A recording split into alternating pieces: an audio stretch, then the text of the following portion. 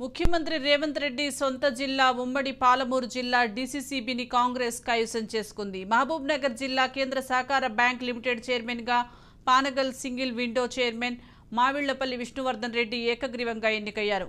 4.5 ఏళ్ల క్రితం టీఆర్ఎస్ ఏకంగా 13 స్థానాలను గెలుచుకొని చైర్మన్ పదవిని దక్కించుకుంది. అయితే చైర్మన్ నిజాం పాషా అనారోగ్య కారణాలతో ఇటీవల తన పదవికి రాజీనామా చేశారు. దీంతో చైర్మన్ ఎన్నిక అనివార్యమైంది. ఈ నేపథ్యంలోనే ఇవాళ నామినేషన్ల ప్రక్రియలో విష్ణువర్ధన్ రెడ్డి ఒక్కరే నామినేషన్ వేయడంతో ఏకగ్రీవంగా ఎన్నికైనట్లు అధికారులు తెలిపారు.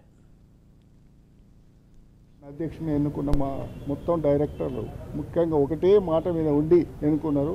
దానికి సహకరించిన అన్ని అంటే 14 అసెంబ్లీలలో ఉన్న ఎమ్మెల్యేలు డైరెక్టర్లు కూడా వాళ్ళకి నచ్చజెప్పడం, ఒకవేళ ఎవరన్నా కాదన్నా ఒప్పియడం, తర్వాత అన్నిటికంటే ముఖ్యంగా మా జిల్లా మంత్రి జూపల్లి కృష్ణారావు గారు మాకు శాసనసభ్యులు, నేను కొల్లాపూర్కి సంబంధించి ప్రాతినిధ్యం వహిస్తున్నాను కాబట్టి వారి ఇష్టం మేరకు ఈరోజు ఎమ్మెల్యేలు అందరూ కూడా ఒక మాట మీదకి వచ్చి నాకు ఈ అవకాశం ఇచ్చినందుకు అందరికీ కూడా పేరు పేరున కృతజ్ఞతలు తెలియజేసుకుంటున్నాను.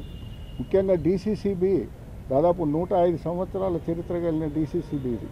అంటే మహబూబ్నగర్ జిల్లా 105 కరెక్ట్ 105 సంవత్సరాలు దాటి 106వ సంవత్సరాలు మేము 101 సంవత్సరానికి డీసీసీ పాలక మండలిలో ఎంటర్ అయినాం.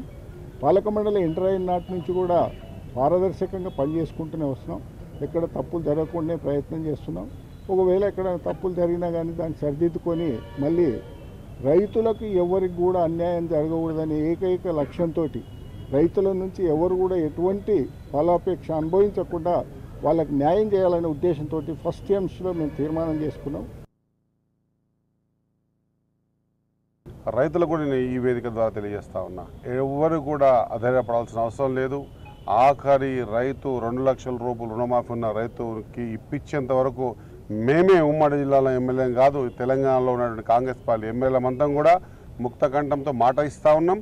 ఖచ్చితంగా ప్రతి రైతుకు కూడా రుణమాఫీ అందేంత వరకు స్వచ్ఛంద మేమే ముందుకొచ్చి ఈ కార్యక్రమాన్ని మేము మా భుజ స్పందనలు మేము వేసుకున్నాం కాబట్టి ఖచ్చితంగా ఈ రైతులు ఎవరు అధైర్యపడదని తెలియజేస్తా ఉన్నా. రైతుల పక్షపాతి డీసీసీ బ్యాంక్ కాబట్టి డీసీసీ బ్యాంక్ ద్వారా కూడా అన్ని రకాల రైతులకు సంబంధించినటువంటి అన్ని విషయాల్ని కూడా పరిపూర్ణంగా బాధ్యతగా తీసుకొని తాను కూడా ఒక రైతు బిడ్డనే కాబట్టి ఖచ్చితంగా రాబోయే రోజుల్లో మరొకసారి ఆదర్శంగా ఉమ్మడి పాలమూరు జిల్లా డీసీసీ బ్యాంక్ ఆదర్శంగా ఉండే విధంగా కార్యక్రమాలు తీసుకొని అందరినీ కలుపుకుపోయి నడుపుకోవాల్సిందిగా